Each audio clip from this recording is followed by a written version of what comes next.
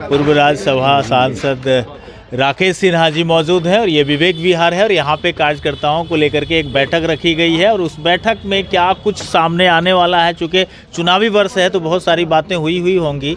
Sir, क्या कुछ आज बैठक को लेकर के होगी? सामाजिक और सांस्कृतिक मुद्दों के अलावा और कोई चर्चा नहीं हुई है और सामाजिक सांस्कृतिक मुद्दे में ही वो आर्थिक प्रश्न है जो दियारा का है।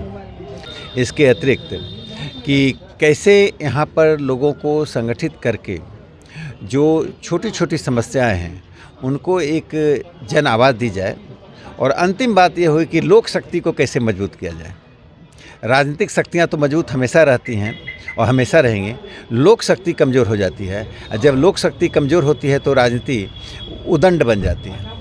बात तो सही है सर, लेकिन उदंडता की जहाँ तक चर्चा किए तो हम आपको बताना चाहेंगे कि डबल इंजन की सरकार में ये कौन सी व्यवस्था में हमारे नौनिहाल बच्चे पढ़ाई लिखाई कर रहे हैं, जहाँ सरस्वती की मंदिर कहा जाता है कि ये सरस्वती का मंदिर है, विद्या का मंदिर है, विद्यालय, वहाँ पे एकदम से बैंड हो जाता है, बड़े बड़े ताले लटक जाते हैं सरस्वती पूजनोत्सव पर, चाहे वो सरकारी विद्यालय हो, प्राइवेट विद्यालय हो, कोचिंग संस्थान हो।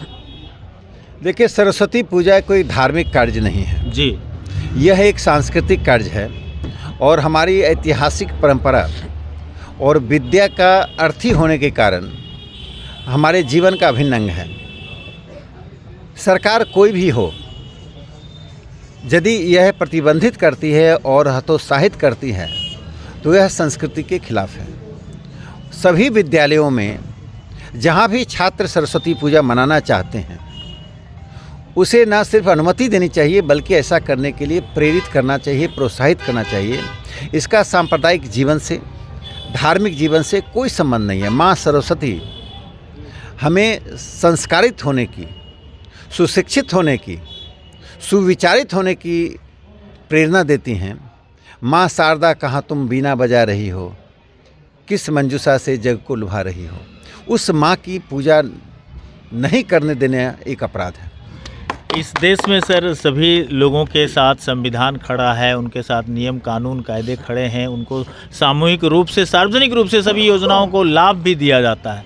परंतु सर एक जगह हम आपका ध्यान ले जाना चाहेंगे कि एक तरफ जहां कब्रगाहों को चारदीवारी से घेरा जाता है, वहीं आज हिंदू समाज के साथ सामने बड़ी समस्या खड़ी हो रही है उनके कर्मकांडों को करने की।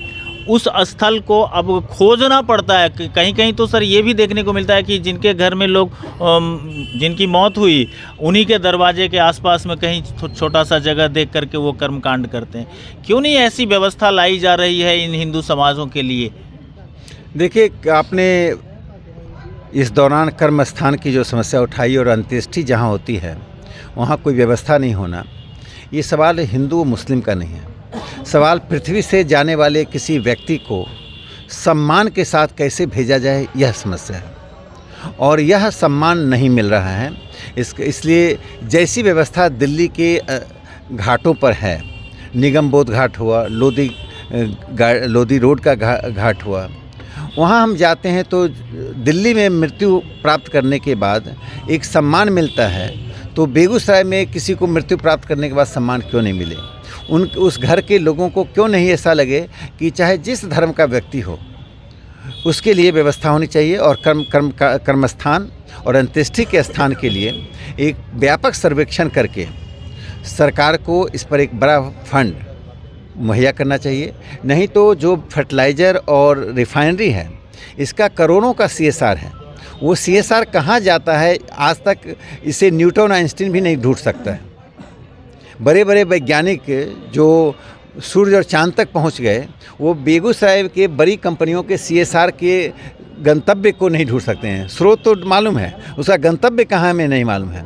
तो उसका गंतव्य हिंदू कर्मस्थानों के लिए हो, हिंदू अंत्येष्टि स्थानों के लिए हो, तो मुझे लगता है कि बहुत बड़ा उपकार होगा। पिछले दिनों बेगूसराय में श्री कृष्ण बाबू को लेकर के हस्ताक्षर अभियान चलाया गया भारत रत्न की मांग को लेकर। बेगूसराय के लोकल लीडर्स, चाहे वो नेशनल लेवल के लीडर हों या विधानसभा लेवल के लीडर हों, कोई लोग दिखाई नहीं पड़े। उन कार्यक्रम को लेकर के या हस्ताक्षर अभियान को लेकर के क्या कुछ कहें? देखिए, श्री बाबू के लिए हस्ताक्षर अभियान की ज़रूरत नहीं है। श्री बाबू ने इस देश में जो किया है उसे पूरी दुनिया के पटल पर रखा जाना चाहिए। जमींदारी सबसे बड़ा अभिशाप भारतीय समाज का था। जमींदारी वैसा ही था जैसे दास प्रथा अमेरिका में थी।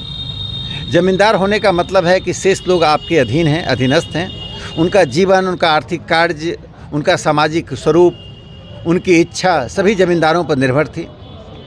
श्री बाबू ने आज़ादी के बाद जो पूरे देश में प्रगतिशील निर्णय हुआ, उसमें पहला निर्णय हुआ जमींदारी उन्मूलन का। इसमें कृष्ण वल्लभ नारायण सिन्हा, उन्होंने कृष्ण वल्लभ नारायण सहाय जी, उन्होंने उस वक्त विधानसभा रांची में होता था। विधानसभा के पुराने भवन में 2 घंटे का भाषण दिया था। उस भाषण को बच्चों को पढ़ाया जाना चाहिए। जमींदारी हटाने के प्रश्न पर मामला सर्वोच्च न्यायालय गया।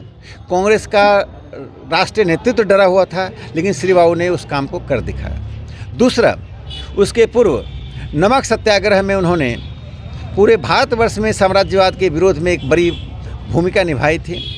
तो श्री बाबू के लिए कोई भी अवार्ड छोटा होगा, और यदि उन्हें किसी भी अवार्ड से, भारत रत्न हो, यदि सुशोभित किया जाता है, तो मुझे लगता है कि बेगूसराय की धरती पर ऐसे 2 लोग हैं, रामधारी सिंह दिनकर जी और श्री बाबू। कर्पूरी ठाकुर जी का सम्मान हुआ, पूरा देश, पूरा समाज प्रफुल्लित हुआ कि एक ऐसे व्यक्ति का सम्मान हुआ जिसने गरीबों के लिए, गरीबों का मसीहा बनकर काम करता रहा।